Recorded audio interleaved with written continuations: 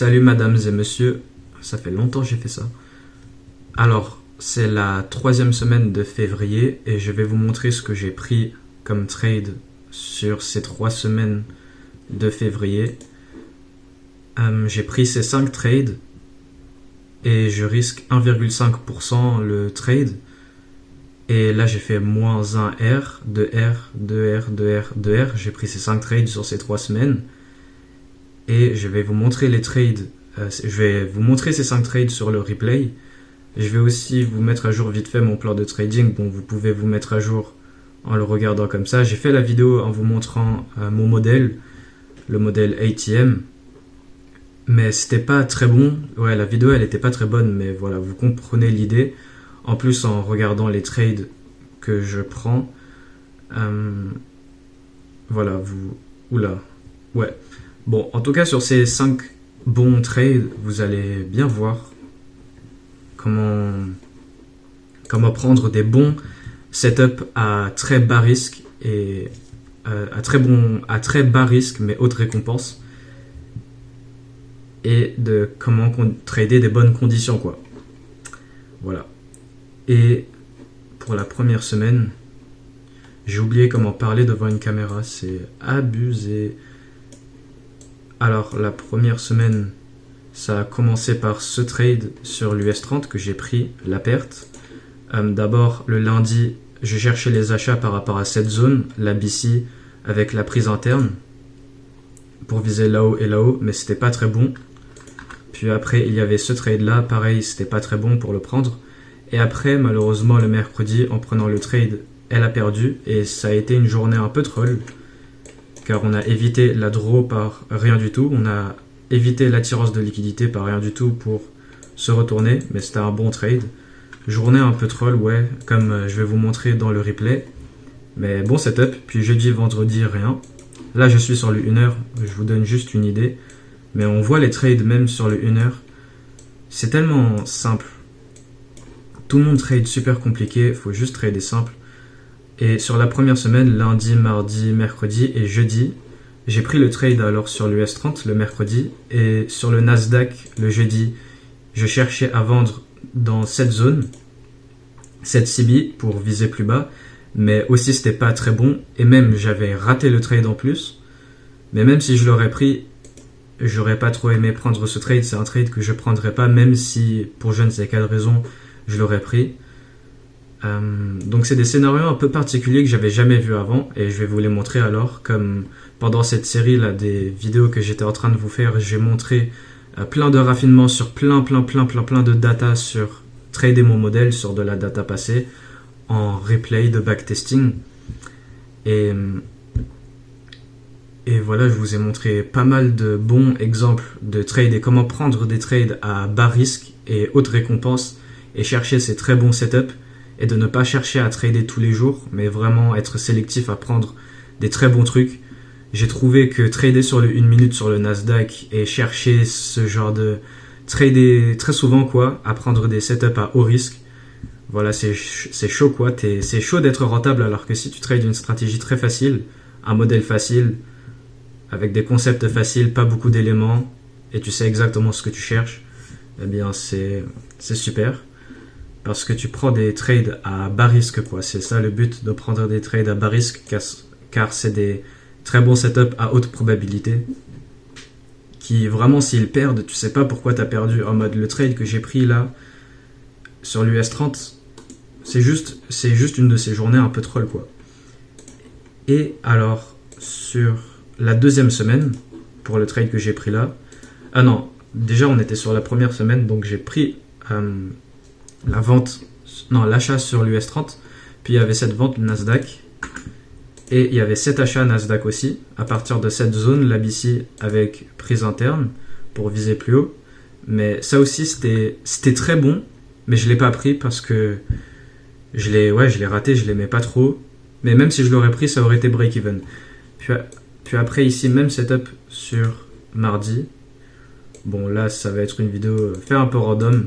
Attendez, là maintenant je suis en train de vous montrer tout ça là, mais pourquoi est-ce que j'ai pas fait de vidéo pendant 2 mois? Alors vraiment, j'avais juste la flemme. J'avais vraiment la flemme. Là maintenant, il m'est tapé l'envie de vous montrer voilà, les très bons trades que j'ai pris sur ces 3 semaines de février actuellement. Et aussi sur... Attendez, juste sur là où j'étais dans la série, là, avant de l'arrêter, la série de vidéos. Tout ce que je vous ai montré sur décembre, ne prenez pas en compte, c'était vraiment que de la merde. J'ai vraiment tradé n'importe comment en décembre. Et c'était pareil pour janvier aussi. Déjà, j'avais juste pas envie de faire des vidéos. Déjà, en fait, ça me prend du temps. Et des fois, c'est chaud de faire des vidéos avec ce qui se passe, mon programme, ce que je fais dans mes journées. Et je voulais pas faire de vidéos. En plus de ça que je voulais pas faire des vidéos, mon trading, il puait la merde. J'ai pris que des trades de merde. Je peux pas vous expliquer, mais je sais trade et c'est pas comme... En fait, j'ai pas tradé comme je sais trader. C'est pas que j'essayais de faire des nouvelles choses, mais voilà, je prenais des trades à haut risque et je m'en rendais pas compte sur le moment. Je pensais que c'était bien ce que je faisais, alors que je prenais des mauvais trades. Et j'ai fini janvier à moins 5,5 R, je crois. Et j'ai perdu des comptes. Donc là, j'ai recommencé là, voilà, je vous le montre. Bon, je comprends rien, mais voilà, j'ai ce phase 1 que j'ai passé avec ces 5 trades. Et après, je vais passer la phase 2 avec 2 autres trades, voire 3 si, imaginons, il y en a un qui perd. Et je risque 1,5%. Puis, donc voilà. Et j'ai vraiment oublié comment parler là. Là, je suis vraiment tellement bien. Je suis vraiment tellement bien et tranquille. C'est le ramadan en plus. Du coup, voilà, level up. Je suis vraiment lock-in. Mais il faut que je puisse me remettre à parler. Donc lundi, il y avait ça là, vendredi.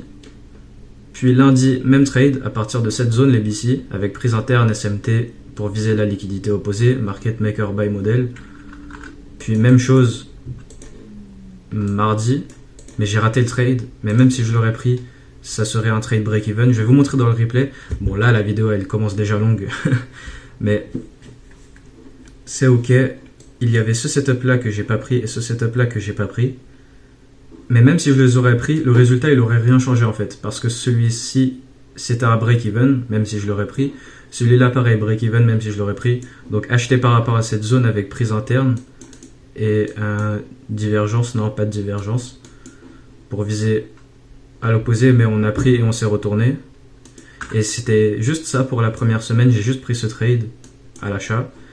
Puis pour la 3e semaine, lundi jour férié, là je suis sur le 1h, ouais, sur le 1h. Lundi jour férié, mardi vente par rapport à 7 CB avec la prise interne pour viser plus bas. Mercredi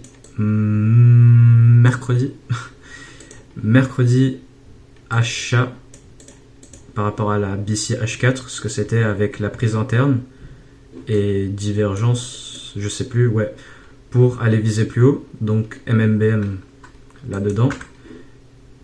Et puis jeudi, j'ai vendu sur l'US 30 par rapport à la CB avec la prise interne pour viser plus bas.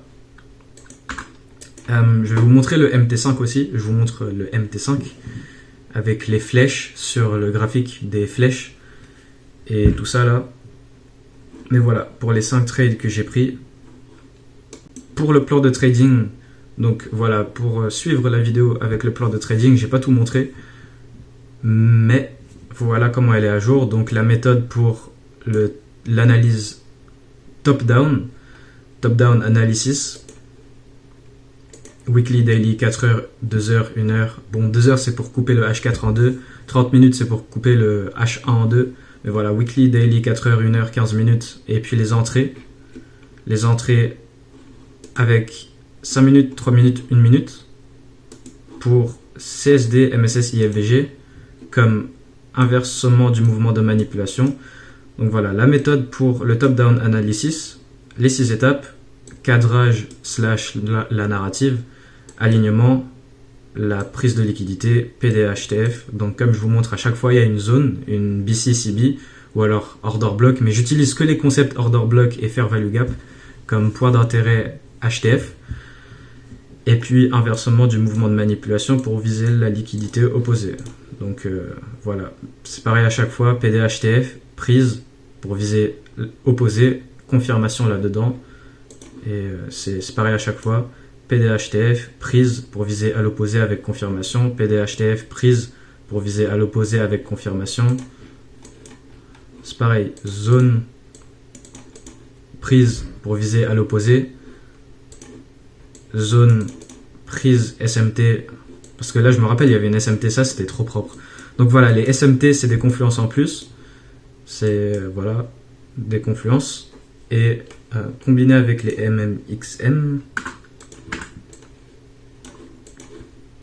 Puis après voilà pour les règles et les buts. Je fais un peu tout en un dans la vidéo, je vous montre ces 5 très bons setups. Pourquoi est-ce que j'ai pas pris certains setups? Comme ça je peux vous montrer trader avec la discrétion. Filtrer ce qui est bon, pas bon. Même si tu as un modèle, il faut utiliser sa discrétion avec son expérience. Qu'est-ce qui est haut risque, qu'est-ce qui est bas risque. Voir des éléments comme par exemple trader vers de la haute résistance ou trader contre de la basse résistance. Ou alors même des conflits de billets. Voir, attendez, il y a un setup, c'était un conflit de billets avec une confirmation que j'aime pas trop, mais je l'ai pris. Je vais vous montrer ça. Donc, un peu pour connecter avec l'autre vidéo de raffinement, là où dans ce dossier raffinement, il y a plein d'exemples de des cas un peu différents parce que on peut pas toujours s'y attendre à ce que ça soit des trades textbook comme ça, parce que ça c'est vraiment tellement textbook. Mais il y a des trades comme... C'était celui-ci, voilà, je me rappelle. Celui-ci, il y a des trades un peu spéciaux comme lui, où c'est un peu plus compliqué. Celui-là, j'ai failli le rater en plus. Mais c'est parce que c'est un type de trade... Voilà, il y a plein de différents types de setup en fait. Et ça, il faut que vous compreniez, je vais vous montrer. J'aime bien vous montrer un peu éduqué. Voilà, je suis pas encore le meilleur, mais je fais tout pour devenir le meilleur. Et je vous montre quelque chose qui fonctionne. Et voilà, je vous ai montré comment... Il y avait plein de différents types de setup à s'adapter, savoir qu'est-ce qui est bon, pas bon. Même si tu as un modèle et c'est strict et tu sais ce que tu cherches, il faut utiliser sa discrétion, quoi. Parce que c'est ça qui m'a rendu rentable un peu. En fait, il y a plein de petits trucs qui rendent quelqu'un rentable. Mais la discrétion, c'est vraiment une des plus grandes choses. Personne parle de ça. Il y a juste quelques personnes. En plus, c'est grâce à eux que j'ai appris un peu sur ça. Mais la discrétion, il n'y a personne qui parle de ça. Pas la discrétion en mode t'es discret. T'essayes de, je sais pas moi, tu veux voler quelqu'un et tu qu'est-ce que je raconte, mais voilà, pas la discrétion des discrets, mais la discrétion dans l'arbitrage de ce que tu fais. Donc ça, c'était un setup un peu type, j'appelle ça, au moment où on est là, après peut-être le nom il peut changer, mais j'appelle ça les types de setup manipulation, réintégration, où en gros, voilà, bon, vous comprenez, hein, en fait je vous parle comme si, bon, ouais. Au moment où on est là-haut, forcément, on est en train de traverser la BC. Mais ça, là, c'est la manipulation. Et après, en faisant la confirmation, on est en train de réintégrer à l'intérieur de la zone qu'on respecte, ainsi que la prise de liquidité, pour faire le mouvement et tout respecter. Mais sur le moment, voilà, on dirait que ça peut s'annuler, aller chercher là-haut. Mais en fait, c'est pendant la manipulation, la bougie, elle est au-dessus du gap. Mais en faisant la confirmation, on est en train de... Donc voilà, c'est des trucs à anticiper, quoi.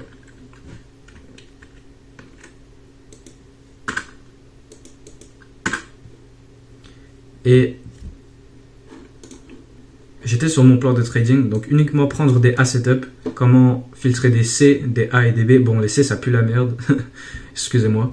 Des B, c'est nul aussi. Bon, voilà. C'est ça qui a fait que janvier, j'ai perdu et j'ai fait un trading absolument catastrophique. J'ai fait moins 5R. Décembre, pareil, c'était un mois perdant. Tout ce que je vous ai montré sur décembre, mettez à part là, les vidéos sur décembre, ça puait la merde, c'était des trades mauvais. Merde, oula, excusez-moi. Voilà, et je prenais des B. Donc le but c'est que prendre des A. Et pour filtrer des A, il y a des conditions, mais il y a aussi la discrétion à pouvoir appliquer. Puis 70% de win rate, ça c'est facile si tu prends que des A. En prenant des A, c'est impossible que tu perds. En prenant des B, tu perds. En fait, tout est une question des trades à haut risque et des trades à bas risque. Les trades à haut risque, tu vas perdre en fait. Tu vas perdre et c'est ce que je faisais sur décembre-janvier. Et voilà pourquoi j'ai eu... bon, décembre dans tous les cas, c'était un trade gagnant, c'était un mois gagnant si tu prenais des bons trades. Mais en même temps, C'était un mois un peu moins bon, mais c'est décembre après, c'est normal. Et, et voilà, c'est janvier le problème là. J'avais super mal commencé l'année. Sur le Forex, j'ai bien trade. Après, c'était pas le meilleur, mais sur le Forex, j'ai bien trade. Rejoignez le swing trading que je fais sur le Forex parce que je swing trade aussi, mais je montre pas ça sur ma chaîne YouTube. Je montre pas ça en vidéo. Puis, voilà, 70% de win rate au minimum si tu prends des A setup, c'est vraiment pas dur. En fait, c'est ça, ça m'énerve un peu sur janvier. Je tradais mal et ça se connecte un peu avec la période que j'ai là actuellement où je suis tout le temps fatigué. C'est juste abusé comment je suis tout le temps fatigué. Et combiner ça avec l'école, trader en même temps à l'école, c'est un peu dur. Mais voilà. Des fois, je rate des trades et pendant que je suis en train de rater le trade, je suis en train de me dire ah, comment j'ai fait pour rater le trade, ou je prends des mauvais trades et sur le moment, je crois que c'est des bons trucs, mais en fait, ça pue et je comprends pas en fait comment. Bon, janvier, mais en fait, même là, c'est ça le truc. J'aimerais bien vous expliquer, mais même là, j'arrive pas à bien comprendre qu'est-ce qui s'est passé sur janvier. En mode, j'ai pas tradé. Arrête de dire en mode. J'essaye là d'améliorer comment je parle. Genre, même si là je parle. Ouais. C'était vraiment. Je sais même pas moi-même ce qui s'est passé. Je tradais pas comme je sais trader, quoi. C'est un peu bizarre, voilà. Donc, j'ai fait un mois perdant sur janvier, ce qui devrait pas se faire parce que c'était un mois où tu pouvais facilement avoir 80% de win rate avec 10 R au minimum, entre 10 et 15 R, en prenant ces fameux A setup. 70% de taux de gain, analyse pré-market, forcément, trader à partir de 9h30, l'ouverture du marché. Patience pour attendre tes A setup. Je pense que vous avez compris c'est quoi le secret de la rentabilité. Parce que sur janvier, j'avais quoi? Ça c'était rempli, ça c'était rempli, ça c'était rempli, ça c'était rempli. Ça c'était rempli, ça c'était rempli, ça c'était rempli, ça c'était rempli. Bon là c'est voilà une bonne semaine. Mais vous voyez ce que je veux dire? Oui, tu peux avoir des semaines comme celle-ci, mais ça va pas être toutes les semaines. Là, normalement, il y avait 2 trades, et là, sur cette semaine, il y avait aussi 2 trades, mais celui-là et celui qui était là, ils auront break-even. Mais voilà, c'est juste pour vous montrer que vous n'avez pas besoin de tout le temps trade et de juste attendre que ton bon A setup se forme, c'est tout quoi. D'avoir un bon modèle et utiliser la discrétion. Car, genre, c'est ça qui m'a... pendant que j'étais trader au break-even, c'est ça qui me maintenait break-even, c'est que forcément, si tu as une stratégie gagnante, les trades que tu vas prendre qui gagnent, vu que tu as une stratégie gagnante, tu vas forcément avoir les trades qui vont gagner et que tu vas les prendre et voilà, tu gagnes. Mais après, le problème, c'est est-ce que tu vas rendre ces gains avec des trades un peu plus à haut risque et qui sont pas très bons. Et c'était ça mon problème, c'est que je prenais des A et des B. Les A, forcément, tu les prends et ils gagnent. Presque tout le temps. En vrai, vraiment, quand tu prends des bons trades et qu'ils perdent, c'est vraiment, tu sais pas pourquoi ils ont perdu, quoi. Et c'est comme ça que tu as un win rate à 80-90%. Parce que ces trades perdants, c'est juste des pertes probabilistes. Un A setup, ça doit être un bon trade qui suit le plan de trading. Elle a une très belle haute probabilité de gagner. Et c'est une perte probabiliste. Et tu utilises ta discrétion. Ça, c'est mes conditions pour un A setup. Puis pour les B, forcément, c'est une narrative un peu moins bonne. L'alignement, il est pas très bon. T'as pas ta confirmation, alors la confirmation, elle est pas très bonne. Des conditions pas très bonnes. C'est vraiment juste des choses que tu vois avec le backtesting, avec l'expérience de marché. Et voilà quoi.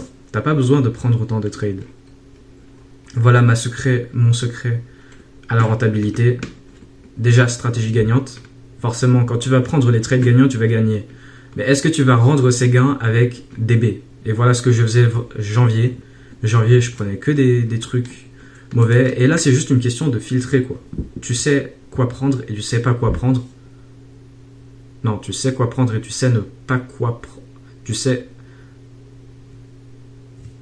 Voilà. Vous avez compris.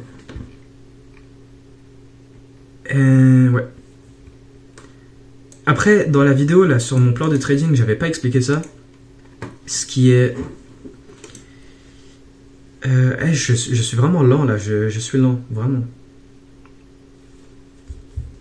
Donc, les cycles de 90 minutes que j'utilise Donc voilà, accumulation, manipulation, distribution. J'utilise les temps cycliques pour... Ça, c'est juste des règles en plus. Ça, j'ai skippé cette partie-là sur la vidéo de la stratégie. Et voilà, pour faire les choses simples, vous voyez les cycles de 90 minutes, commençant par 7h à 8h30, 8h30 à 10h, 10h à 11h30. Je vous montre tout le temps, il y a différents profils de marché. Soit, voilà, il y aura le cycle de manipulation et le cycle de distribution. Et donc, il y a Open Reversal, le AMD classique, où la manipulation est faite dans le cycle numéro 2. Donc, AM1, AM2, AM3. Donc, tu as 7h à 8h30, AM1. Session AM, donc le cycle numéro 1, AM1. 8h30 à 10h, AM2. Et puis 10h à 11h30, AM3. Et après 10h30 à 13h, PM, vu que c'est la session PM, PM1, PM2 et PM3, tous les 90 minutes comme ça. Et puis, tu as différents profils de marché qui vont se faire par rapport à qu'est-ce que la journée elle est en train de faire, quoi. Est-ce que la manipulation elle se fait dans AM1 ou AM2, AM3. Donc quand c'est AM1 et puis les deux cycles après ils vont continuer, c'est Open Reversal. Puis après il y a... Allez, juste dans mes vidéos j'en parle tout le temps. Open Reversal, AMD classique, où 8h30 à 10h ta manipulation, puis 10h à 11h30 distribution. Puis après Trend de Trap Snap où on va faire la manipulation dans le cycle numéro 3. Et c'est la même chose mais il y a des noms différents pour... On s'en fout des noms mais voilà, vous avez compris. Donc utilisez les cycles de 90 minutes pour cadrer le trade, car ça c'est voilà, c'est super parce que tu vois quel est le profil de marché. En fait, c'est juste profil de marché. Et l'alignement minimum par rapport aux 1 heure, éviter les conflits de billets, à ne pas trader vers de la haute résistance, ne pas trader contre de la basse résistance, trader dans une macro. Ça c'est une règle que j'ai changée, donc juste une macro et un trade dans cette macro, un trade par jour, c'est tout ce qu'il faut. Un trade voilà, par jour. Macro, je veux ce displacement dans ma confirmation, dans l'inversement du mouvement de manipulation. CSD, MSS, IFVG pour les confirmations, pour l'inversement. Et puis les entrées du M1 par rapport au M3 selon quel type de setup c'est. Il y a des entrées sur le M1 et des entrées sur le M5. Je préfère plus les trades M5, mais je prends aussi les trades avec des entrées M1 si c'est des types de trades un peu plus serrés. Gestion du trade dans le trade. Journaler le trade et toujours chercher pour des améliorations. Et puis voilà les conditions pour un A. Et après un B, c'est un peu le contraire des conditions pour un A. Un peu logique. Et voilà pour mon plan de trading actuellement. Pour le FX, ouais, non, je vais pas aller sur le FX replay, on s'en fout. Je vais juste aller sur le 5 minutes. Donc, sur l'US 30, j'étais en train d'utiliser aussi. Est-ce que je vais aller sur le FX replay? Je vais aller sur le FX. Voilà, j'ai mal tradé janvier. J'avais pas envie de faire des vidéos en plus de ça. Pas parce que je tradais mal, je voulais juste pas faire de vidéos. Et voilà, on va aller sur Nasdaq, SP500, US 30, février. Donc tenez bon, bon la vidéo elle va être super nulle. Parce que monsieur qui n'a pas fait de vidéo, il sait plus parler en vidéo. Février, voilà. Donc j'ai backtesté vraiment 7 ans, j'ai backtesté 2019 à 2025 de mon modèle. 80% de win rate. Si tu prends des bons trades, tu sais filtrer, tu sais utiliser la discrétion, tu prends que des trades à bas risque qui sont des A avec haute probabilité de gagner et tu évites le type de trade. En fait, tout ce qui sépare un trader rentable et un trader pas rentable, quand tu as une stratégie gagnante, parce que déjà c'est une chose de ne pas avoir une stratégie qui fonctionne, mais si tu as une stratégie gagnante, ce qui rend un trader rentable et un trader pas rentable, c'est tout simplement, tu prends mon trading en janvier, tu prends mon trading en février. Février, je prends des bons trades. Et janvier, j'essayais de faire un peu, je sais pas ce que c'est que j'essayais de faire, vraiment, je sais pas ce que j'essayais de faire. Non, nouveau layout. Bon, on va ajouter le S&P 500.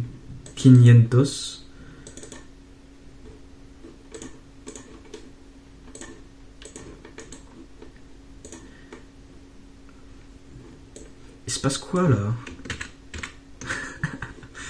je suis vraiment pas professionnel. En fait, c'est que je suis un noob avec les ordinateurs. Je sais trader, mais je sais pas utiliser des ordis. Ah, ok.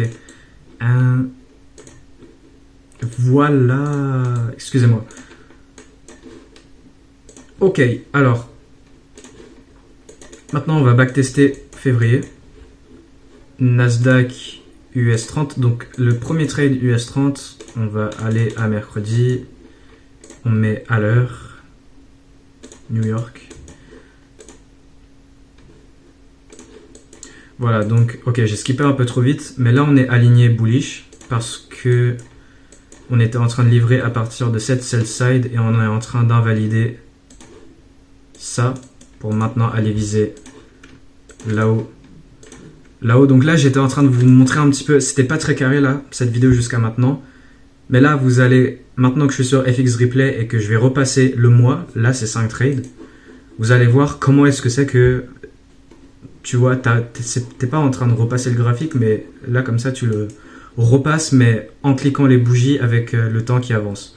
Donc là on est bullish, on vise là-haut, là-haut, là-haut pour MMBM, et là on est dans cette montée. Ici on a ces gaps là, donc comme je vous ai montré quoi, avec cette prise interne. Et là ce que je vous montre, c'est que là le market open c'est un scénario à un scénario, pas une scénario, un scénario à propulsion directe où le setup est prêt, il y a la fair value gap, les prises de liquidité, on a aussi divergence du coup, mais il se trouve que sur ce genre de scénario, et justement c'est ça le truc qui rend un trader rentable ou un trader pas rentable, c'est de ne pas accepter les types de journées où tu vas juste pas avoir de trade quoi. En mode là, t'as tout qui est carré, mais qu'est-ce qui se passe? 9h30, on arrive, première bougie, on vient, on prend la cible, et c'est pas en mode là j'attends l'inversion, et c'est juste trop tard quoi. Tu peux pas acheter ça parce que il est où ton RR en visant... Ok, même si tu as le stop loss en dessous du bas de la IFVG, voilà, c'est juste pour cause de RR, ça n'a pas été très bon pour viser les cibles. Et même s'il y a le modèle, c'est pas très bon à prendre quoi. Donc voilà pour ce trade du lundi. Et après, il a juste décollé. Tu aurais pu le prendre en vrai, si vraiment tu vises plus haut.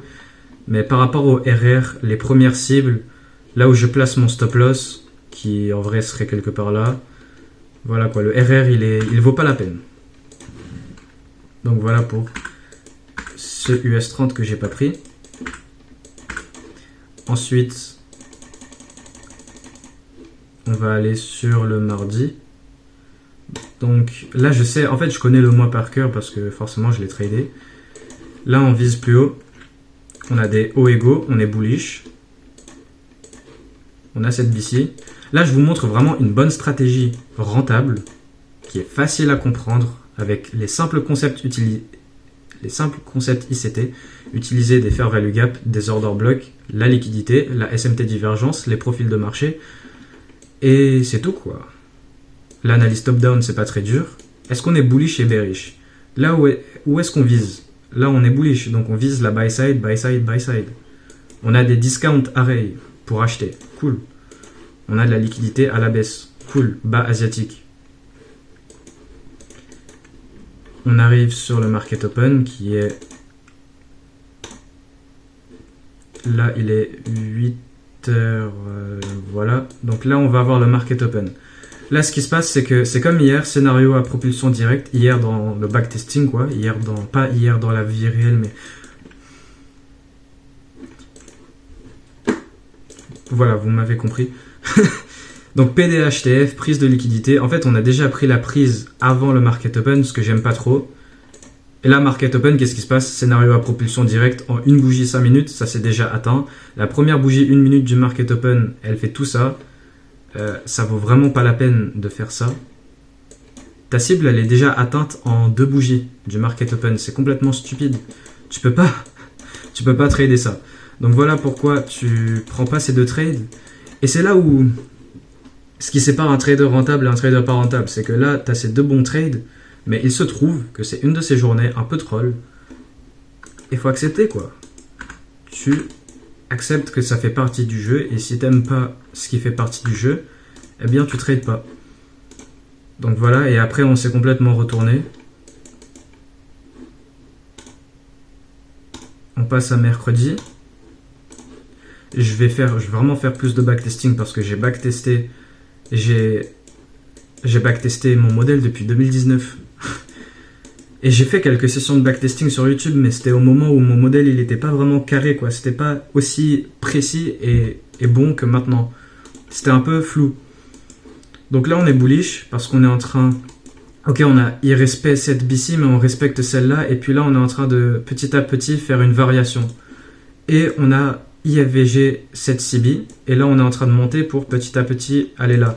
Vu qu'on a eu cette baisse agressive sur le côté de gauche, ça c'est de la haute résistance. Donc petit à petit on va monter, mais c'est en cours. Là on est en train de viser plus haut, là-haut. Et là c'est mercredi, donc c'est le trade que j'ai pris là.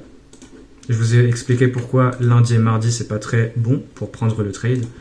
On est en train de livrer à partir de cette BC qu'on est en train de respecter. On va aller au market open, donc voilà l'analyse pré-market. Voilà, donc là on est sur le market open et regardez ce qui se passe. Donc j'ai passé le TradingView vite fait, là je l'ai repassé le TradingView, mais sans les détails. Et là maintenant je vais vous montrer les détails sur chaque journée de qu'est-ce qui s'est passé. La vidéo elle va être longue, mais vous savez quoi, on va faire avec. J'ai passé 2 mois sans faire de vidéo, cette vidéo elle va rattraper un petit peu du temps de pas de vidéo, ce qui sera carré.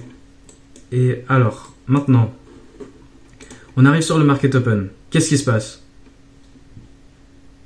Le modèle il est déjà présent avant le market open.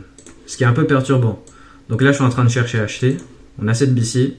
On a déjà pris le bas de la session de Londres actuelle, le bas à 4 h du matin, pour maintenant viser là-haut. Donc là, le setup, il est fait. Qu'est-ce qui se passe? Là, on a été en train d'inverser avec du displacement. Donc là, tout est prêt pour utiliser le market open, vu que là, dans 1 seconde, c'est le market open. Tout est prêt pour propulser le prix vers les cibles. Parce que c'est un de ces scénarios où il se trouve que le modèle se présente avant le market open. Et c'est ça le truc en plus. J'étais en train de regarder le modèle avant le market open. Non, le marché avant le market open. Et là, je vois la confirmation qui est en train de se faire là.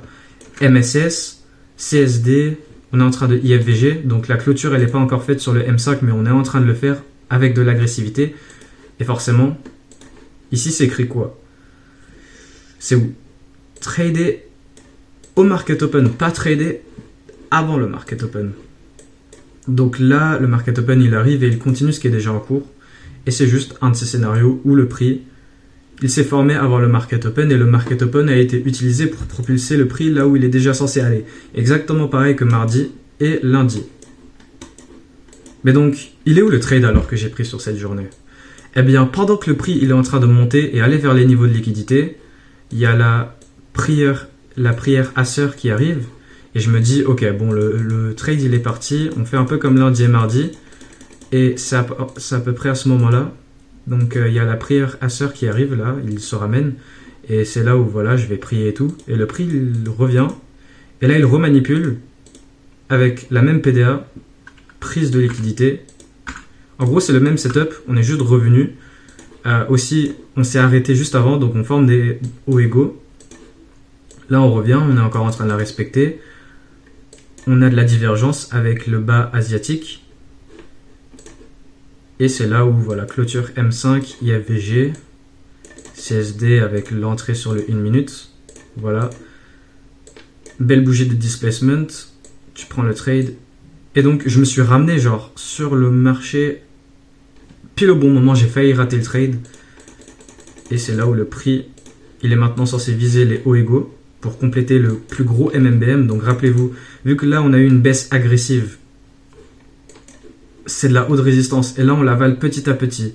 Donc là on est en train de faire cet avalement petit à petit qui dure beaucoup plus de temps que le côté de gauche, forcément vu que le côté de gauche c'est de la haute résistance. Et là on est juste à côté des cibles. Et là qu'est-ce qui se passe? Hop, la journée troll, on l'a... attends quoi? Ah non, ok, non, c'est ma data. Donc dans tous les cas, avec cette prise de position, j'ai pas mon 2R minimum en visant le niveau de liquidité. Donc mon TP il est un peu dans du vide, c'est un de ces setups où ouais ma cible elle est là, mais pour cause de RR et mon TP, on avait un scénario à pré-market et impulsion directe, comme je vous ai montré. Et pendant que le trade il est à ce prix là, moi je suis en train de me dire bon, on va aller viser la cible qui est là. Donc je me dis, à aucun moment je réfléchis au scénario de il revient, remanipuler, réutiliser la même PDHTF, mettre de la SMT divergence, puis inverser pour faire le deuxième setup quoi. Donc c'est un peu bizarre comme journée, comment on a échoué le premier setup en faisant un scénario avant le market open, et là on revient pour faire le setup encore meilleur, parce que celui-là, là c'est encore meilleur que la première. Mais revenir pour ensuite rééchouer la draw, bon sur cette data on l'a pris, je crois sur les... En fait c'est que je suis sur CFD, et sur les futures on a dû l'avoir pris en fait. C'est de ma faute sur les CFD je pense. Mais dans tous les cas, même si la cible elle est prise ou pas, ça ne change rien qu'elle soit prise ou pas. C'est un de ces types de trades où avec le paramétrage de la position, même si je vise ça, mon TP il doit être un peu dans du vide pour avoir ce minimum de 2R. Donc mon TP il est quelque part par là. Je mets pas le stop loss au break-even parce que je le vois continuer. Au point où on est là, je le vois continuer pour aller à la cible. Et là il se retourne. Oula. Là il se retourne, il prend ses deux bas égaux. J'enlève ça, on a formé ces bas égaux et moi je suis en train de voir, ok on prend ces bas égaux, on remanipule pour y aller et chercher les hauts égaux qu'on place pour venir plus haut. Et à ce moment-là en plus, vu que sur ma data on n'avait pas pris la cible, là sur cette data il se trouve qu'on l'a pris, mais sur ma data on l'a pas pris, et on forme des hauts égaux, on forme des bas égaux, on vient on les prend, en formant des hauts égaux juste avant la cible, moi je suis en train de me dire ok là on va continuer, j'ai pas le stop loss au break-even. Et là regardez ça ce qui se passe. Donc là, je suis en train de me dire, ok, carré. Là, on est en train d'y aller, là. On a re-inversé pour y aller. Et là, il se trouve juste qu'en une bougie, là, à ce point-là, voilà, j'ai pas l'idée de mettre mon stop loss au break-even. On a une bougie, juste une, qui change tout.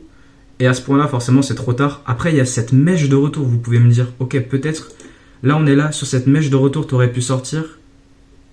Mais ouais, j'avais juste pas le stop loss au break-even. Et c'est là où, sur cette bougie, qui a tout changé. Il s'est retourné et il est allé au stop loss. Voilà, donc là on se retourne, on passe sur le Nasdaq le jeudi. Donc, Nasdaq jeudi.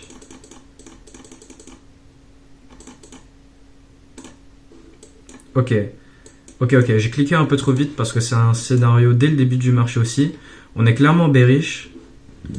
On a déjà atteint ça avant le market open ou je sais plus. Et après on a cette cible ici, on s'est arrêté juste avant, formant des bas égaux pour continuer et aller prendre.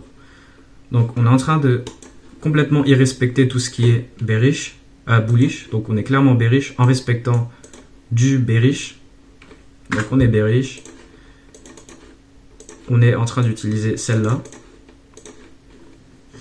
Et c'est là où, là maintenant forcément il est 10h parce que j'ai cliqué un peu trop vite. Mais pour vous montrer les trades, alors c'est ça. On a déjà atteint l'attirance de liquidité que j'avais comme cible en entrant dans la journée sur l'analyse pré-market. Ensuite, 9h30 qui arrive. Et en fait, on spawn sur l'ouverture du marché là où je vise déjà. Donc là, j'ai une journée qui se prépare pas très bien. Et en utilisant cette prise, on a retracé dans la CB. On a pris ce swing M15. Ok, parfait, il y a tout qui est carré. Mais ce que j'aime pas, c'est que ce que je suis en train de viser, c'est que là, forcément, la confirmation, elle est là. Voilà, angle bande CSD M5 pour viser la continuation.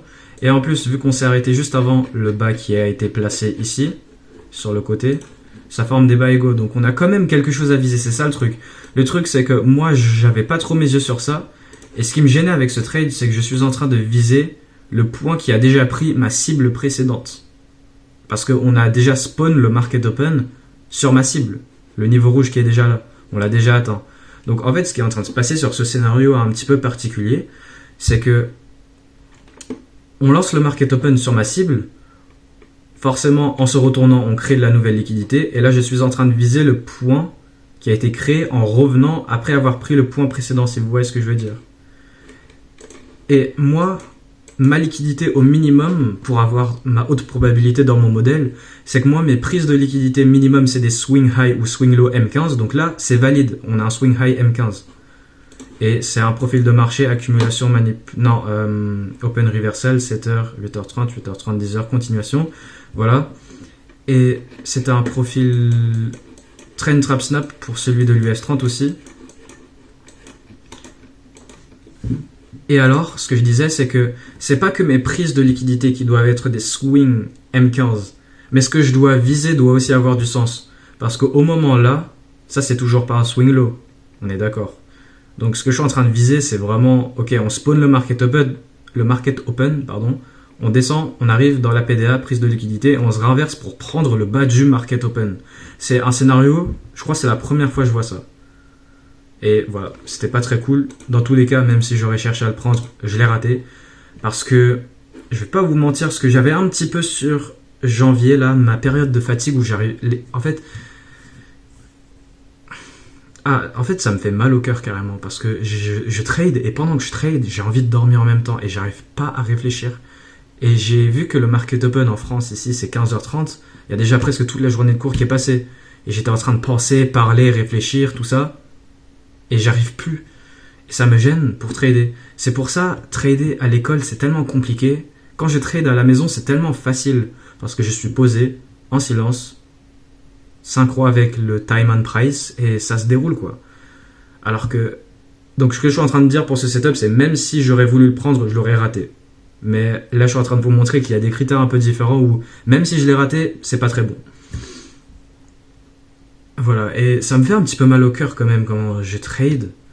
Et pendant janvier, ok, après il y a quand même le fait où je prenais des trades nuls, mais il y a des fois où je ratais des trades ou alors je pensais prendre des bons trades alors qu'ils sont pas des bons trades, mais sur le moment je croyais que c'était des bons trades. Et tout ça parce que je suis fatigué, j'ai un petit trouble mental, j'ai un gros brouillard dans ma tête, j'ai les yeux qui sont en train de se fermer, j'essaye de garder mes yeux ouverts et ça peut sembler fou ce que je suis en train de dire, mais il y a aussi un côté où genre vraiment janvier ça a été dur pour moi. Et maintenant, je dors énormément et tout. Et voilà, bon là, en fait, c'est que janvier, j'ai pas tradé comme je sais trader. Je sais trader, mais janvier, ça a été... Il y a eu comme des trucs qui m'ont gêné pour trader, comme la fatigue et tout. Mais en même temps, sans compter ça, il y a eu quand même le fait où je tradais avec des B-setup et je tradais pas comme je sais trader, quoi. Donc voilà, on arrive, on commence à faire une petite pause. Et ici, on a MSS, quoi, on displace. Ce que j'aime le plus, c'est... Voilà, le M5, on a cette englobante. Même ce genre de confirmation, j'aime pas, mais c'est valide. Ou alors, vendre après cette bougie, on a complètement CSDSA, MSS. Mais ça, c'est la clôture M5. Donc, on peut anticiper que, voilà, vu qu'on est déjà en train de baisser les prochaines bougies, c'est des prochaines bougies rouges aussi. Et voilà pour celle-là sur le Nasdaq. Mais c'est un scénario un peu bizarre, c'est la première fois que je vois ça quand même. Après, sans compter que ça, sur le moment où on prend le trade, c'est toujours pas un swing low. On a ce point qui est placé juste avant, un vrai point, ici sur le H4. Et ça, je l'avais pas trop vu, je crois.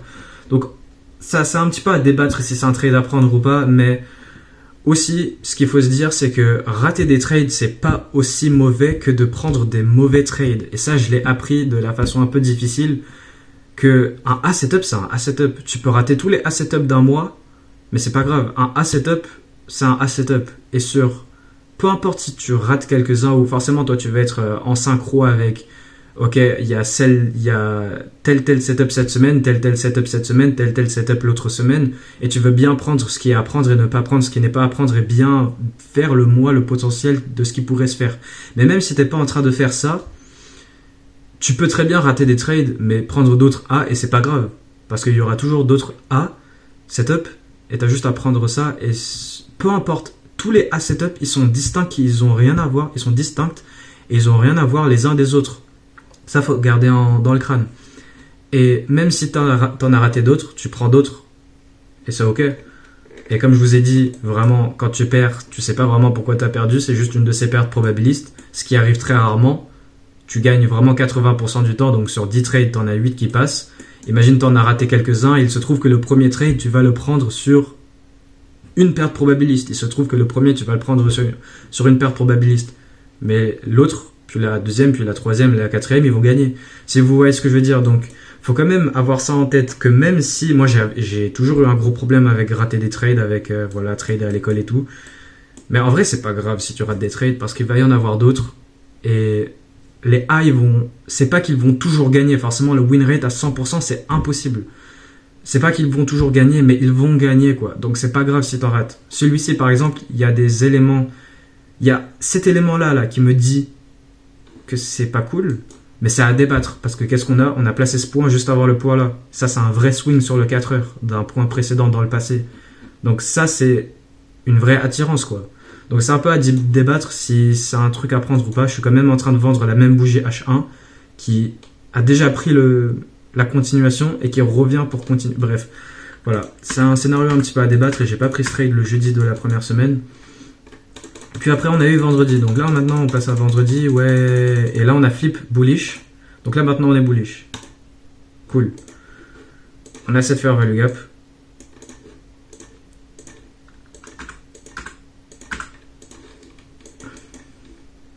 En fait, j'ai arrêté de faire des vidéos janvier, mais ce qui me motive à faire des vidéos, c'est pas que montrer ce que je fais, mais aussi montrer aux gens, pas éduquer les gens. J'aime pas dire ça parce que je suis pas encore dans ma position où je suis le meilleur, quoi, le mieux placé pour. Je suis pas encore le meilleur. Donc voilà, on a pris ces niveaux-là, là, les niveaux que du coup on a atteints sur hier, et on est venu dans cette volume imbalance, et là on a une réaction en flippant bullish sur les 1 heure. Donc là, on est en train d'inverser des gaps bearish en créant des gaps bullish. Donc là, maintenant, on est passé de bearish à bullish. Maintenant, on cherche des achats sur ce vendredi. On cherchait des ventes sur jeudi. Et voilà, à débattre si on va vendre jeudi ou pas. J'ai pas pris ce trade, mais c'est ok, on va avoir vendredi du coup. Et maintenant, on cherche les achats. Et ce que je disais, c'est alors que j'aime faire des vidéos parce que j'aime éduquer. Même si c'est pas vraiment éduquer, j'aime éduquer, quoi. Et voilà, donc scénario à propulsion directe. Dès le market open qui ouvre, on prend le trade. Stop loss en dessous du swing là, pas le swing du market open. Donc on a placé le point bas à 9h33. Donc ça c'est... Non, ouais, 9h32. Wesh, bizarre. Ok, donc divergence par rapport au plaçage du point bas. Mais moi je trade pas trop les concepts comme ça, je sais même pas pourquoi j'en parle. Et là voilà, c'est un peu comme les trades du début de la première semaine sur l'US 30 où on est en train de faire le setup dès le début du market open et en juste quelques bougies on atteint la première cible. Donc ça forcément ça vaut pas du tout le coup là. Là t'as quoi? C'est quoi ça? 0, négatif 0,3 de RR, c'est ridicule. Mais ce qu'on vise c'est pas que ça vu qu'on est bullish et on cherche la continuation bullish. Donc tu peux viser les prochaines attirances qui sont là et là. Donc même si je vise plus haut, qu'est-ce qui se passe?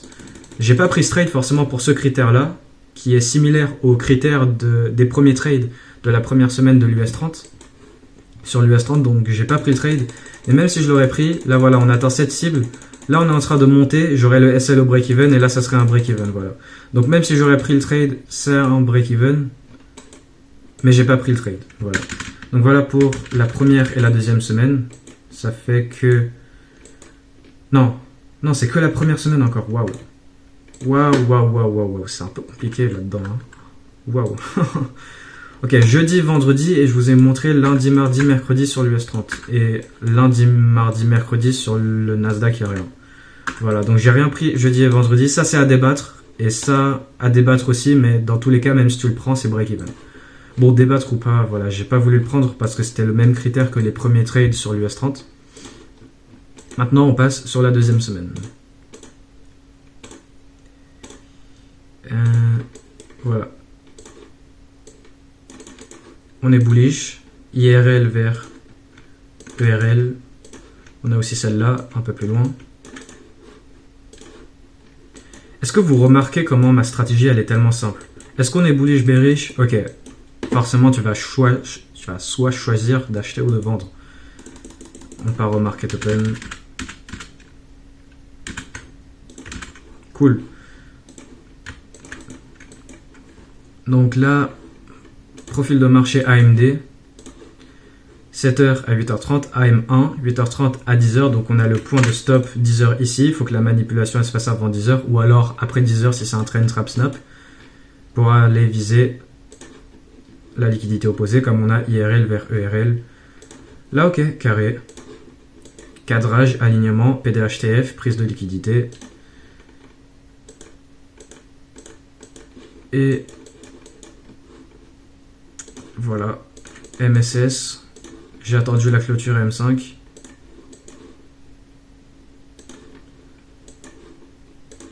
C'était quoi mon... Ouais, je suis allé un peu trop loin, j'ai attendu la clôture M5, mais voilà. Je voulais juste attendre la clôture M5 qui était dans pas très longtemps. Et voilà pour ce trade. 7h à 8h30, AM1, accumulation, AM2, manipulation. 11h à 10h à 11h30, distribution. Donc là, on a atteint le point de liquidité à 11h30. Et mon 2RR il se fait atteindre. Vu que ouais, voilà, j'ai une entrée un peu tardive en attendant la clôture M5. Non, c'était la clôture M3, je crois. Voilà, j'ai la clôture M3. Stop loss quelque part là, voilà, sur le niveau de liquidité ou sur le swing qui est là. Et vu que j'ai pas le 2RR au minimum à la cible, je l'ai un petit peu dans du vide. Mouvement de manipulation. Voilà. Et là, on a atteint la zone des -2. Et on se retourne, quoi. Et c'est ça aussi que je voulais vous montrer, comment des fois, on a des setups vraiment textbook comme ça, tellement propres IRL vers ERL, MMBM, prise de liquidité interne, confirmation pour viser à l'opposé. Avec l'entrée que j'ai eue et mon paramétrage de position, j'avais pas mon 2RR minimum à la cible, mais c'était dans la zone de la déviation -2 par rapport au mouvement de manipulation, qui se correspond à juste un petit peu plus haut. Voilà, on avait le -2 qui était sur la cible et le -2,5 qui était un petit peu plus haut. Ou ouais, pile là où il y avait mon TP, quoi. Mais pour vous montrer le sujet de la vidéo qui est qu'est-ce qui sépare un trader rentable et un trader pas rentable. Le trader pas rentable, c'était moi en janvier, à prendre des trades à haut risque. Et bon, le truc, le délire de fatigue et tout ça, on met à part parce que il y a que moi pour ça, mais voilà. Bon, après, je veux pas me plaindre, mais je prenais des trades haut risque et voilà. Là, tu prends que des A setup. C'est ok si je rate lui, ou alors même si je rate lui, j'ai pris lui et c'est ok. Il n'y a pas besoin de tout prendre. Tu prends des A setup. Et là, j'ai pris ce textbook. Et il va y avoir des trades textbook comme celui-ci, mais comme maintenant on va voir sur la 3e semaine, là où j'ai été. Donc ça, c'est ce trade-là. Mais sur la 3e semaine, il y a des trades qui sont un peu plus compliqués que celui-là. C'est le modèle, mais c'est des trades un peu plus durs. Voilà. Alors, je vous ai montré lui.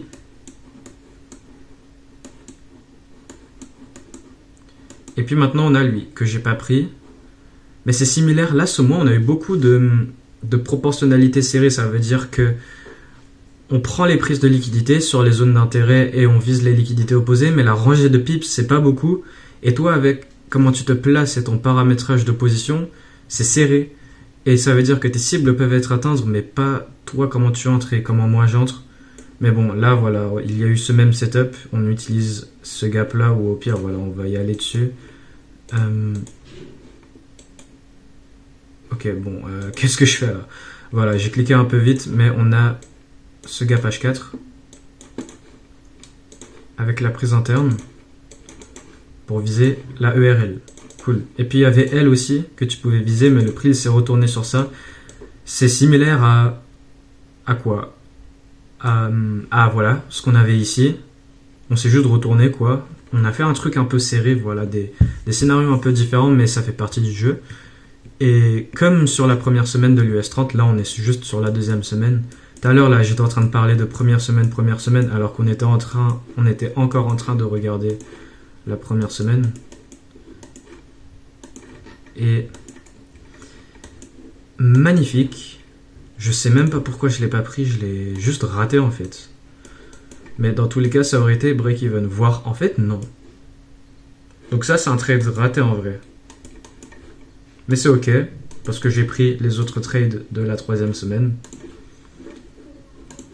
Et voilà, donc PDHTF, on est bullish, PDHTF, prise de session asiatique, du bas asiatique, confirmation pour viser le haut de la journée précédente. Pour ce MMBM un petit peu goofy, un petit peu bizarre.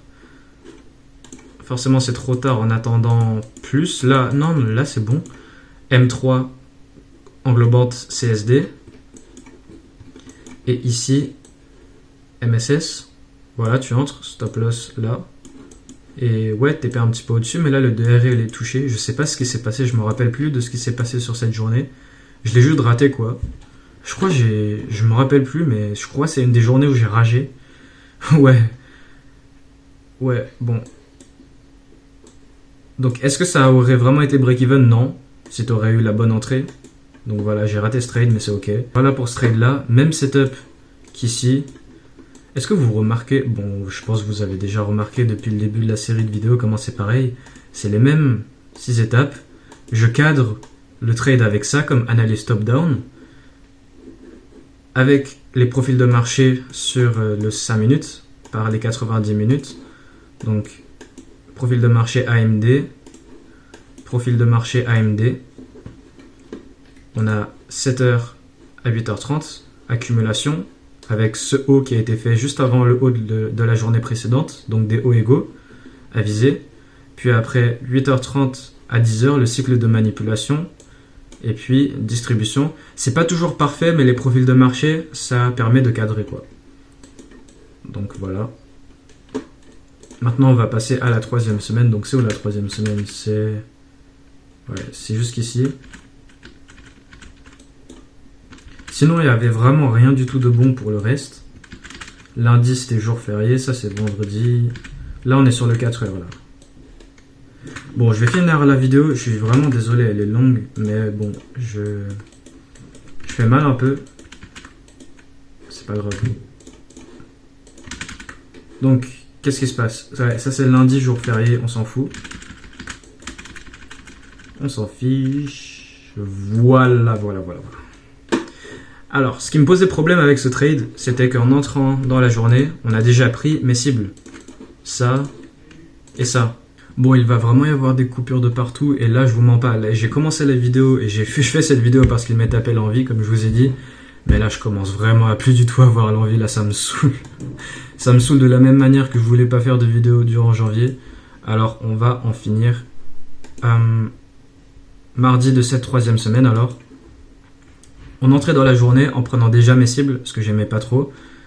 Mais vu qu'en ce moment, on fait pas mal de scénarios où on prend des cibles et on utilise ces prises de cibles pour aller à mes prochaines cibles utilisées pour les setups, pour ensuite aller chercher les points qui ont déjà pris les cibles précédents. Bon, c'est vraiment... Je sais pas ce qui se passe 2026, mais vas-y, on s'adapte. Donc, on est en train de prendre ces bas-là pour la continuation bearish, vu que là, on est bearish. Voire, on peut viser plus bas ici, voilà, carré. Donc, on est bearish, on vise les cibles en bas, mais on a déjà pris ces premières cibles-là. Donc, ce qui se passe, c'est qu'on utilise la prise de ces cibles, qui sont déjà mes premières cibles, pour remonter et aller chercher là-haut. Ok, market open, on arrive, on prend ça. Et c'est là où ce type de trade, il est pas du tout, comme les trades textbook comme ça. Et c'est pour ça qu'un trader qui trade un modèle ne peut pas s'y attendre à toujours les mêmes setups tout le temps. Il trade différents setups, mais ça reste le même modèle. Là, il se trouve que là, c'est vraiment gratuit. Quand tu as des journées comme ça c'est gratuit. Mais les journées où c'est pas gratuit, où il faut bosser un petit peu plus, c'est sur ça. Là où c'est vraiment... Voilà. Ma discrétion me dit que j'aime bien ces trades quand même. Même si on est déjà en train de prendre les points qui sont déjà mes premières cibles et on est alors en train d'utiliser ces premières prises pour aller prendre ma prise qui va me servir pour vendre. Donc c'est à partir de ce point-là, dans cette zone que je suis en train de vendre, pour aller viser le point qui a déjà pris les points précédents. Ça c'est... Voilà. C'est un peu particulier comme scénario. Et en plus de ce type de scénario, c'est un type de scénario manipulation-réintégration. Parce que pendant qu'on est sur le market open, là on ouvre et qu'on est en train de displacer vers le haut, là on peut peut-être penser... Et en vrai c'est évident, je peux comprendre un gars qui peut rater ce trade. Parce que, voire même moi j'ai failli le rater, je peux comprendre parce que en prenant ces prises là, on peut peut-être penser que maintenant on est en train d'inverser pour aller chercher là-haut, à partir des prises qui sont ici. En plus de ça, ce que j'avais analysé, c'est que, voilà. On était passé bullish la semaine dernière ici pour les achats là-dedans, rappelez-vous, parce qu'on avait pris les niveaux là et on était plongé dans ça pour maintenant potentiellement faire un MMBM comme ça. Mais on a respecté l'order block et on est passé bearish sur les lower time frame pour maintenant potentiellement MMSM jusqu'à là. Mais vu qu'on analyse les différents scénarios, on peut aussi peut-être anticiper un scénario ascendant pour faire ce plus gros MMBM, donc faire une pause ici Et il se trouve que peut-être on peut utiliser cette journée comme le retournement pour faire ce scénario ascendant là. Si vous voyez ce que je veux dire. Par rapport à le respect de cette fair value gap sur le côté de gauche qu'on est en train de respecter. Donc ok, ça c'est un petit peu externe et de l'analyse un petit peu poussée. Mais on peut utiliser ce genre d'analyse pour se dire que ok, on est déjà en train de prendre ces cibles et là on est en train de displacer sur les market open, sur le market open pour potentiellement aller chercher là-haut et là-haut. Mais on n'est pas en train de regarder ça. Mon alignement actuel, il est toujours bearish. Tant qu'on n'a pas fermé au-dessus de cette CB, qui on a déjà respecté pour dégager et faire ce petit MMSM là. Ouais, voilà, c'est un peu bizarre comme on a déjà utilisé cette CB, MMSM, et là on est en train de la réutiliser avec la prise du point qui a déjà lancé la prise de ça, pour ensuite revenir et viser le point qui a pris les prises d'avant. C'est un peu compliqué. Ça, c'est une journée pas donnée. C'est vraiment pas du tout comme les journées comme... Bon, ça là, c'était break-even. Mais les journées comme ça c'était à débattre parce qu'on n'avait pas vraiment de prise de liquidité vu qu'on est en train de vendre la même bougie qui a réintégré là-dedans. Bon, voilà, je vous ai expliqué, j'ai pas besoin de réexpliquer. Mais les journées comme ça, et ça, c'est vraiment donné. Alors que les journées comme ça, c'est un petit peu plus compliqué, si vous voyez ce que je veux dire. Donc, ok, là on est en train de passer au-dessus de la CB. Mais qu'est-ce qui se passe? En confirmant le trade, ok, englobante, confirmation, avec IFVG M3. En faisant cette confirmation, on est en train de respecter la PDA HTF. Donc ça peut vraiment être un peu plus compliqué quand même. Voilà. Ici, IFVG M1, IFVG M3, englobante M5, stop loss là, et on vise, voilà, là. Ou c'était quoi mon trade? Ouais, c'était un truc un peu, voilà, c'était un peu comme ça. Et le truc, c'est qu'au moment où on est là-haut, on est au-dessus. Et comme je vous ai montré qu'on a quand même aussi une potentielle analyse comme ça pour aller là-haut, eh bien, voilà, ça peut être un peu compliqué. Mais en faisant la confirmation, on est en train de respecter la CB. Ah, je me rappelle. Vous voyez dans la vidéo où j'avais parcouru tout ce raffinement-là. Il y a eu quelques exemples de confirmation réintégration. Sur ce type de trade, on est en train d'utiliser cet order block comme PDHTF. En fait, je vous ai déjà expliqué tout ça. Mais je veux vraiment vous montrer c'est quoi ces types de setup où la PDA, elle est en train de se faire irrespecter sur le moment, mais en la confirmant, on est en train de la respecter pour aller viser la liquidité opposée. On est où? Voilà, on a l'order block et au moment du bas de cette mèche, on est en train de y respecter. Mais la bougie, elle n'est pas clôturée. Et pendant qu'on est en train de confirmer, on est en train de respecter l'order block. C'était pareil, voilà, ici, parfait. Parfait. En plus de ça, ça c'est une prise de liquidité externe comme prise de liquidité, ce qui est encore un truc au-dessus. Donc là, on a IRL vers ERL pour ce MMSM, CB. Mais là, on est en train de manipuler cette liquidité externe et forcément, au moment de cette bougie, on est en train de passer au-dessus de la CB et l'order block.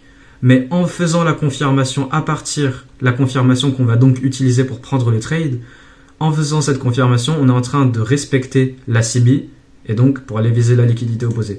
Donc voilà, on a des scénarios d'intégration de manipulation. Donc on est en train de manipuler, mais on réintègre à l'intérieur de ce qu'on doit respecter pour prendre le trade. Alors que les trucs comme ça, voilà, ça c'est vraiment donné. Ça c'est de l'argent gratuit, mais ça c'est de l'argent un petit peu plus compliqué quand même. Donc voilà, et là tu prends le trade, hop là. Et ouais, ça peut être un peu plus compliqué ce genre de journée. Et là on a atteint la cible.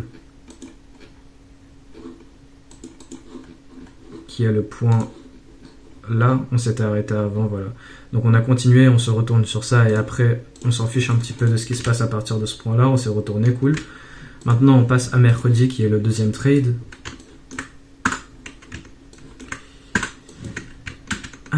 J'ai commencé cette vidéo, je savais pas que ça allait durer autant de temps. Là j'en ai vraiment marre de la faire là. Voilà. Bullish pour aller chercher là-haut. Cool. Maintenant, qu'est-ce qui se passe? Cette journée, elle n'est pas donnée aussi. Je vais vous expliquer pourquoi. Donc là, il y a plusieurs scénarios comme je vous ai expliqué. Soit on est en cours d'un MMSM à partir de cet order block. Soit on est toujours à l'intérieur du MMBM comme ça, à partir de la prise de liquidité là et la volume imbalance. Et on va faire un scénario ascendant où on va utiliser la rejection block ainsi que la fair value gap là en la respectant pour aller monter. Ou alors, on va pas faire de scénario ascendant et là on fait juste une pause pour revenir dans cette CB Daily pour là maintenant compléter le MMSM et aller chercher en bas et en bas. Donc ça c'est l'analyse HTF qui est un petit peu plus détaillée. Mais si on veut rester un petit peu collé au prix, en fait, en faisant cette analyse, ça te trouble un petit peu pour ce genre de trade où on est bullish et on est en train d'utiliser cette PDA pour acheter. Et là, c'est encore un setup manipulation réintégration parce que la prise qu'on prend pour aller faire le trade pour viser là-haut et là-haut, eh bien, c'est la prise en dessous ici, mais tout en respectant la fair value gap. On descend là-dedans et là, au moment de prendre ça, la fair value gap, on la respecte pas, mais on est en train de la respecter. Et sur le 4 heures, on entre dans cette fair value gap sur le 4 heures. Donc, en fait, là, on a cette SMT divergence avec ça par rapport à l'entrée dans la fair value gap daily sur le S&P 500, qu'on n'est pas en train d'entrer dedans pour faire le MMSM. Donc, on a ça pour la confluence bearish, où on peut utiliser ça pour maintenant aller chercher cette liquidité à basse résistance. Et c'est ça qui me gênait aussi pour ce trade. C'est que là, on est en train de former un peu de la basse résistance pour ce MMSM. Oula. On a ce MMSM comme ça. Et donc, ah non, c'est ça aussi. Non, en fait, ben non, ça c'est une clôture H1. Et alors, on n'est même pas en train de respecter. Alors là, on a une IFVG et voire même là, on est passé bearish. En connectant la SMT, la PDA Daily pour faire le MMSM vers la base résistance. Donc là, en fait, ça a un conflit de biais. Ça, vous connaissez. ATM. Ne pas trader les conflits de biais. Donc c'est à débattre si ce trade-là, il est à prendre ou pas, en étant très mécanique avec mes règles et si on est un petit peu débutant, ce trade-là, on le prendrait pas, mais moi, ma discrétion qui est quand même ce qui m'a rendu... Oula, j'arrive plus à parler. Pas ce qui m'est rendu rentable, mais ce qui m'a rendu rentable, la discrétion avec le modèle, entre prendre des A et des B. J'ai jugé ce trade comme étant un A parce que on est plus bullish que bearish. On a cette PDA sur le daily, sur le H4. Et là, on arrive sur le market open. Je commence vraiment à m'essouffler. Là, j'en ai trop marre. Pourquoi j'ai commencé la vidéo? Ok. Et là, maintenant, on a la prise de liquidité PDHTF pour aller viser là-haut, là-haut. MMBM, cool. Profil de marché, accumulation, 7h, 8h30, 8h30, 10h, manipulation. Bam, puis 8h30. Non, 10h à 11h30, distribution pour aller chercher là-haut, cool. Maintenant, qu'est-ce qu'on a? Ça là, voilà, c'est encore au risque, tu peux pas acheter ça. Voilà, on displace vers le haut. On a clôturé la bougie M5 comme ça, MSS. Maintenant, qu'est-ce qui me gêne pour ce trade?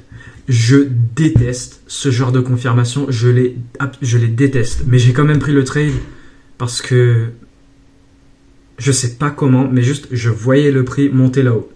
Je le voyais. Donc j'ai quand même pris le trade, mais je déteste ce genre de confirmation. Mais Maggie, pourquoi t'aimes pas ce genre de confirmation?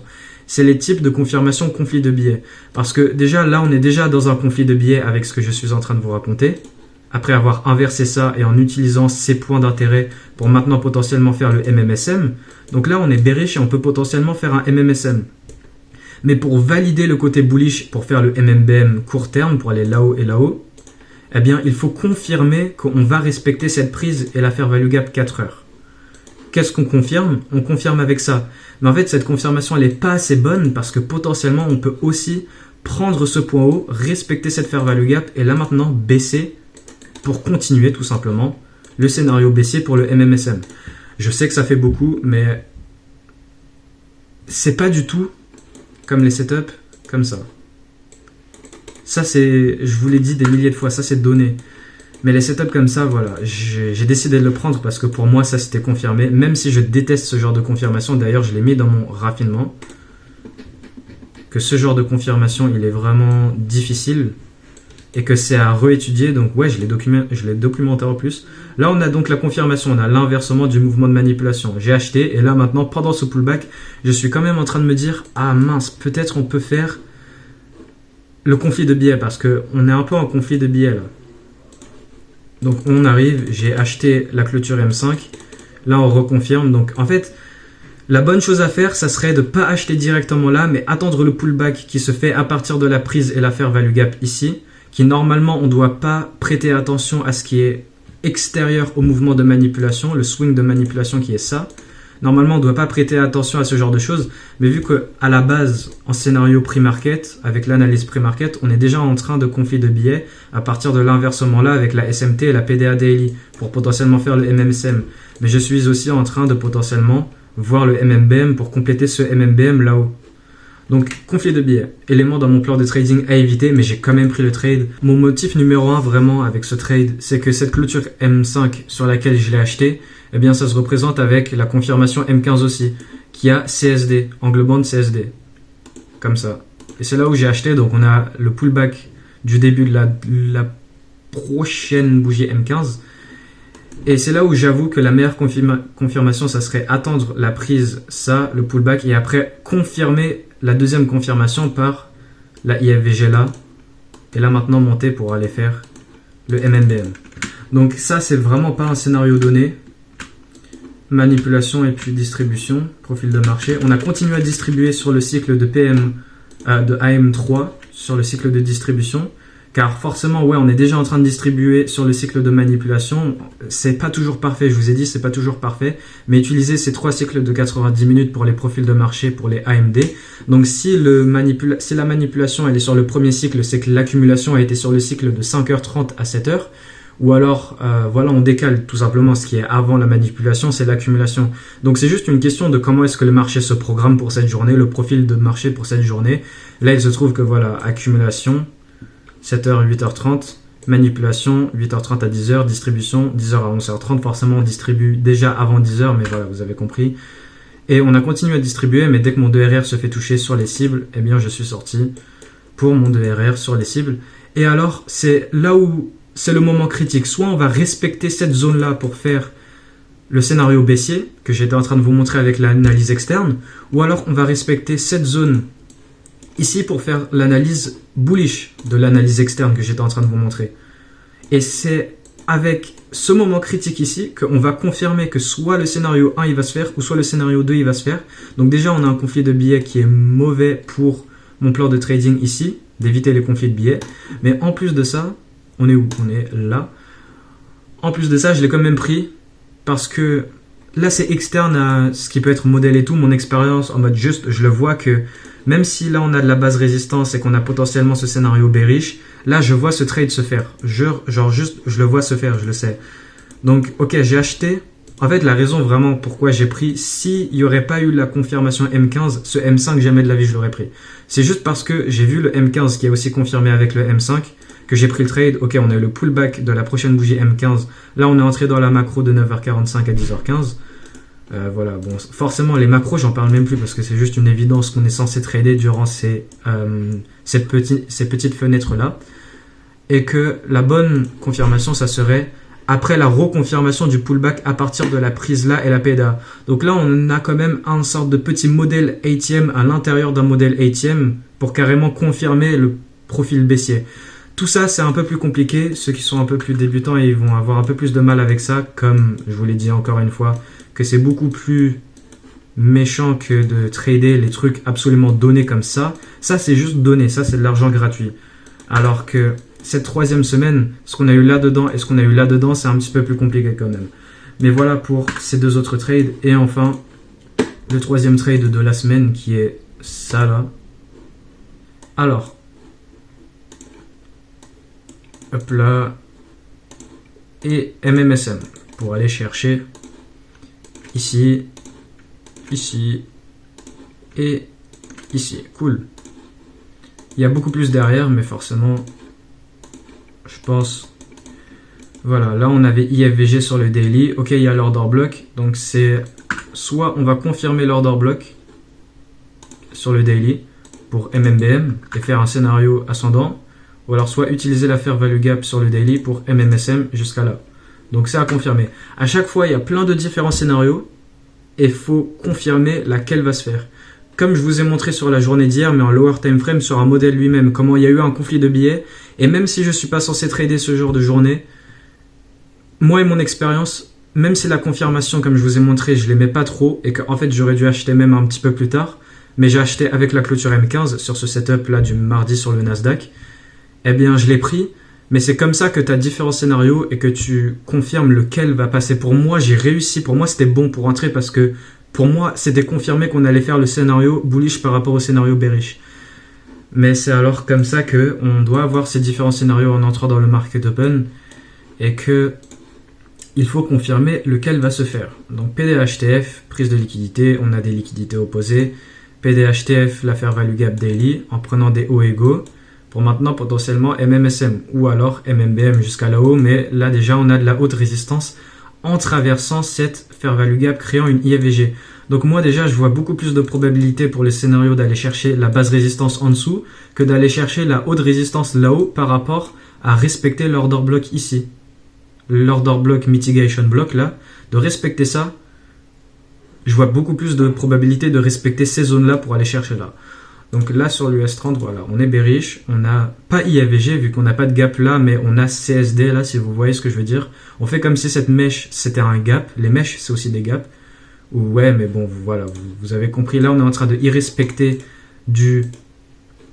dans mon plan de trading, on est en train de... Voilà, tout ça, je vous ai déjà expliqué quoi dans la vidéo elle-même du plan de trading. Je voulais juste remontrer pour vous mettre à jour dans cette vidéo.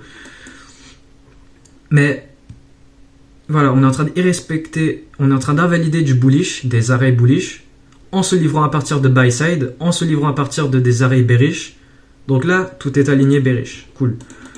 Maintenant, pour le trade, on arrive sur le moment où on va trader. Voilà. Ok. Même exacte chose que le mardi sur le Nasdaq. Vous vous rappelez, le mardi sur le Nasdaq, j'avais vendu ça avec le scénario de manipulation-réintégration en visant le point qui a déjà pris le point précédent. Eh bien là, c'est exactement la même chose. Avant que mon setup se forme, qui est de vendre à partir de la zone ici. Attendez, je vais enlever tout ça. Pour mon setup qui est de vendre ça à partir de la fair value gap là, eh bien je suis en train de vendre ce que c'est la même chose qu'ici sur mardi. C'est que avant mon setup, on est déjà en train de prendre mes cibles. Et donc on est en train d'aller vers les cibles qui sont donc utiles, pas les cibles qu'on vise une fois qu'on est dans un trade, mais les cibles qu'on vise à prendre pour prendre un trade, les prises de liquidité. Donc cette prise de liquidité, on y arrive en se livrant à partir de ma cible qui a déjà été atteinte. Là, on est bearish et je suis en train de viser la liquidité plus basse. Donc là, ça, je me rappelle tellement bien du graphique, ça c'est le bas de la session PM du mardi. Donc là, ça c'est ma première cible, elle est déjà atteinte avant mon setup. Donc c'est encore ce genre de scénario qu'on a en ce moment en 2026, qui est on va utiliser mes premières cibles pour se retourner, aller prendre les cibles qui vont être servis pour prendre les trades, pour aller reviser les points qui ont pris les points précédents, voire plus bas, qui peuvent être là, là et là. Mais donc là, ce que je suis techniquement en train de faire, c'est que je suis en train de viser ça là, les points qui ont déjà pris les points précédents. Et en 2026, on a beaucoup ça, et je les prends. Donc là, forcément, justement, c'est ça que je veux dire. C'est le mois d'avant. Pendant que j'étais un trader au break-even, je prends les setups, voilà, les setups donnés, ils sont faciles, je les prends et on gagne. Mais est-ce qu'on va rendre nos gains avec des pertes par rapport à trader dans des scénarios à haut risque et basse, pas résistance, mais récompense? Par exemple, ça là, tu vois, tout ce que tu as à faire, c'est d'éviter de trader dans ça. Le mois du trader au break-even, comme j'étais en train de vous expliquer avant, eh bien, il évite de trader, non, il tradait du coup dans ça. Mais là maintenant on est en train d'accumuler de la liquidité, c'est pas random cette merde. Donc on accumule de la liquidité, on place ce poids haut à 9h30, ici 9h36, voilà c'est pas random, ça c'est les IPDA time, mais j'entre pas dans les concepts comme ça, je vous ai déjà expliqué un peu, mais j'utilise pas trop ça dans mon trading, qui est en gros, le IPDA il va utiliser certaines minutes pour placer des points bas, genre certaines minutes précises, comme 9h30, 9h36, 9h42, 9h57, des trucs comme ça. Ça, c'est des heures où, généralement, on va placer des points hauts et des points bas. Mais ça, c'est vraiment pour les scalpers rapides. Et moi, je ne suis pas ce type de trader. Là, donc, on arrive et on atteint cette zone-là. Donc là, on est sur la CB avec ma prise de liquidité. Mais rappelez-vous, on a atteint ce point en utilisant ce point ici et ce point ici. Donc, ce que je suis en train de viser... J'ai la gorge toute sèche, là, vraiment, c'est... je suis en train de viser le point qui a déjà pris mes cibles précédentes, les points précédents, donc c'est pas très bon, mais je suis en train de vous dire qu'en 2026, je sais pas pourquoi, mais le HIPDAI, il décide de faire ça, donc ok, très bien. Ou alors, on peut très bien confirmer qu'on va utiliser ces points de liquidité pour, eh bien, MMBM jusqu'à là où si on veut. On est toujours en train d'anticiper tous les différents scénarios. Mais là, j'ai ma confirmation, du coup, forcément, pour le trade que j'ai pris ici, pour valider ce phase 1 débile, là. Et vraiment, les tests Profirm, c'est pas dur. Hein. C'est vraiment pas dur. Tu risques 1,5, c'est le minimum. C'est le sweet spot. Un peu ça, c'est mon sweet spot. Voire tu peux risquer 2%. Et c'est comme ça que j'ai perdu mes comptes sur janvier-décembre. C'est parce que je risquais 2% par trade. Et forcément, en prenant les pertes, là, en faisant des mois à janvier, comme je vous ai dit, j'ai fait moins 5 R. Eh bien, c'est un moins 10% en risquant 2%. Bon, en resettant le compte à 0, là. Vous m'avez compris. Donc 2% avec une stratégie à 80% de win rate comme elle est, c'est le meilleur, mais je suis retourné au 1,5% au cas où, voilà. Mais le 1,5 c'est vraiment le sweet spot. Tu as juste besoin de quelques trades pour valider. 2% c'est encore mieux de risque, mais sur une stratégie à 80-90% de win rate comme celle-là. Mais si tu es en train de trader comme la version du trader pas rentable que je suis en train de représenter dans cette vidéo en étant le mois de janvier, eh bien, forcément, tu vas perdre ton compte en risquant 2% par trade si tu es en train de prendre les B et de faire le trading que je faisais durant janvier.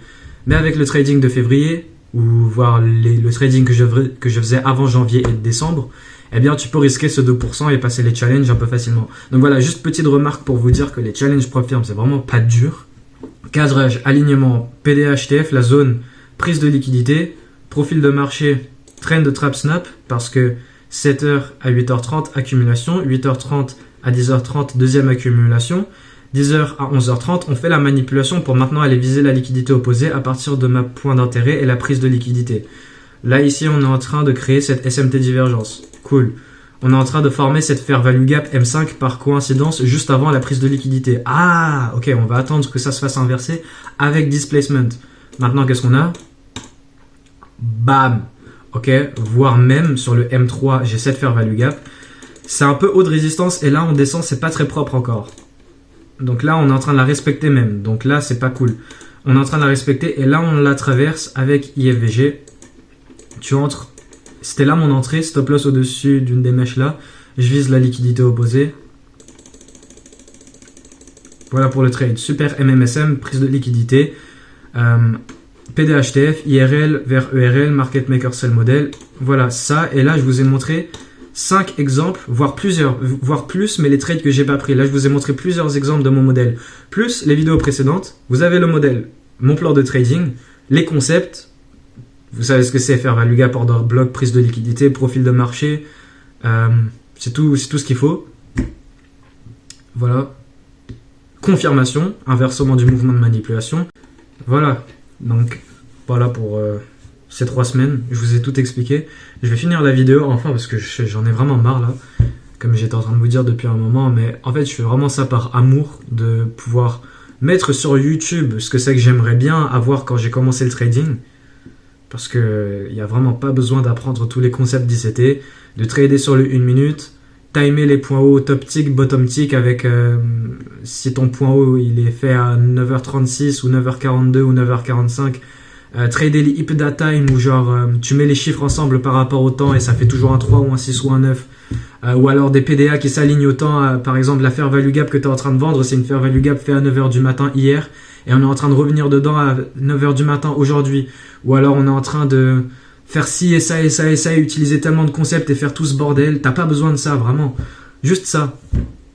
Avec des PDA sur les horaires, des prises de liquidité sur des swings high et des swing low au minimum sur le M15, ou alors par préférence, et forcément par préférence ça se connecte avec les profils de marché, et ou alors même des liquidités des sessions, donc session de Londres, session asiatique, session AM, session PM. Et voilà, c'est tout ce qu'il faut. Prise de liquidité, PDA, HTF. En combinant ça avec la tendance, l'alignement de tendance, la narrative, tu confirmes une fois que le prix est arrivé dans la PDA, HTF et la prise de liquidité pour aller viser ce point à l'opposé. Et forcément, comme je vous ai montré à travers cette vidéo et pas mal d'autres vidéos, il n'y a pas toujours les mêmes setups tous les jours, toutes les semaines. C'est des setups toujours différents. Il faut pouvoir anticiper d'une différente manière. À chaque fois, les différents setups, tu as des scénarios de données qui là forcément tu vas gagner, c'est facile. Mais est-ce que voilà, tu vas pouvoir gérer les journées où tu vas avoir un setup, mais c'est pas assez bon, tu vas pas le prendre. Et il peut quand même aller dans la direction. Et tu as très bien choisi de ne pas le prendre et tu peux te dire, ok, j'ai pas pris ce trade, mais j'ai choisi de ne pas être dans ce trade. On revient demain. Est-ce qu'on a un setup ou pas? Est-ce que je le prends ou est-ce que je le prends pas? Voilà, c'est tout. S'il y a un setup, je le prends. Bam, si je le prends, s'il n'y est pas là, je le prends pas. Cool. On revient à la journée d'après. Même chose, jour après jour, semaine après semaine, mois après mois. Exactement de la même manière que ça a été fait sur mes 7 ans de backtesting à 90% de win rate, à 80% de win rate. Avec en moyenne 10 R par mois. Ça là, t'as ta mine d'or, tu as ton ATM, t'as ton imprimante, tu as ce qu'il faut pour devenir libre et faire tout ce que tu veux. Mais est-ce que c'est toi et tes erreurs, tu vas continuer à te saboter toi-même alors que tu as une stratégie gagnante? Donc première chose, soit tu as une stratégie gagnante ou pas. Deuxième chose, tu as une stratégie gagnante, mais alors toi, est-ce que tu vas pouvoir la maîtriser? Appliquer la discrétion, prendre les asset up, filtrer ce qui est bon, pas bon, ne pas trader tous les jours, attendre les bons asset up, savoir que du day trading, c'est pas du everyday trading. Et voilà quoi, et c'est comme ça que tu es rentable. Janvier, ça a vraiment été catastrophique, comme je vous ai expliqué, et je vous ai expliqué pourquoi. Mais tous les autres mois qui n'ont pas été janvier-décembre, qui sont pas gagnants durant ma période de pas rentabilité, pendant que je tradais quelque chose similaire à ça, c'était pas exactement si carré que ça, mais pendant que je tradais ça, j'ai été un trader break-even, voire c'était des 1, 2, 3, 4, 5 R par mois, ou alors peut-être des mois à -1, ou voilà, le trading à break-even que j'ai eu, genre ça fait 3 ans que je trade, et j'ai jamais vraiment été un trader pas rentable. L'unique moment où j'ai été un trader pas rentable, c'est les 1, 2, 3 premiers mois où tu es encore en train d'apprendre. Sinon, j'ai toujours vraiment une stratégie qui peut fonctionner. C'est juste une question de toi, est-ce que tu vas bien la trade ou pas? Et si tu la trades mal, eh bien, c'est pas vraiment que tu vas être complètement pas rentable, mais tu vas être un trader coincé au break-even. Et c'est pour ça que j'étais un trader break-even pendant longtemps, genre durant ma première année, voilà, première année et demie. Et voire pendant super longtemps. Et c'est pour ça que sur cette série de vidéos, je suis en train de vous montrer c'est quoi les secrets. Vous pouvez très bien ne pas vous trader ma stratégie. On s'en fout de ma stratégie. Mais je suis en train de vous montrer vous, avec votre stratégie que vous savez fonctionne et que vous, normalement, vous devez savoir qu'elle fonctionne parce que vous l'avez backtestée sur minimum 3 ans. Eh bien, si elle fonctionne, t'es censé gagner, non? Ben voilà, c'est tout.